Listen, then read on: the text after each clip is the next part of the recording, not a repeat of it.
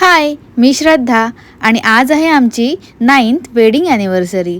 लग्नाला कधी 9 वर्ष पूर्ण झाली कळलंच नाही. ही आमची अंशी, आमची गोडुली. आम्हाला लग्नाच्या 8व्या वर्षी झाली आहे. मी प्रेग्नेंट राहिले होते लग्नाच्या 7व्या वर्षी आणि त्या आधीच्या 7 वर्षात लोकांनी तर काय काय बोललं. हिला मुलंच नको, फक्त मजा करायचीच आहे किंवा फिरायचंच आहे, जबाबदारी घ्यायचीच नसेल किंवा हिचे पिरियड येतच नसेल. अगदी काही लोकांच्या मनात ना इतकी नकारात्मकता होती की आम्हाला मुलंच होऊ नये असं वाटत होतं.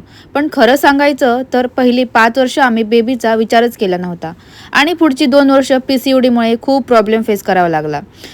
तो काळ पण खूपच कठीण होता, पण स्वामींच्या कृपेने आम्ही त्या अडचणीतून पण बाहेर पडलो आणि आम्हाला ही गोंडस मुलगी मिळाली, म्हणजे स्वामींनीच दिली म्हणायची. या 9 वर्षात खूप काही पाहिलं. आपल्याच माणसांचे खरे खोटे चेहरे पाहिले. आपलीच माणसं इतकी क्रूर असू शकतात हे समजलं. म्हणून आता एक गोष्ट नक्की समजली, या जगात कुणावरही सहज विश्वास ठेवू नये. या 9 वर्षाच्या प्रवासात सुख, दुःख, संघर्ष, प्रेम, विश्वासघात सगळंच पाहिलं. पण आजही आम्ही एकत्र आहोत, हेच सर्वात मोठं ब्लेसिंग आहे. ॲनिव्हर्सरी निमित्त भावाने छोटासा केक आणला होता. दोघांनी मिळून केक कट केला.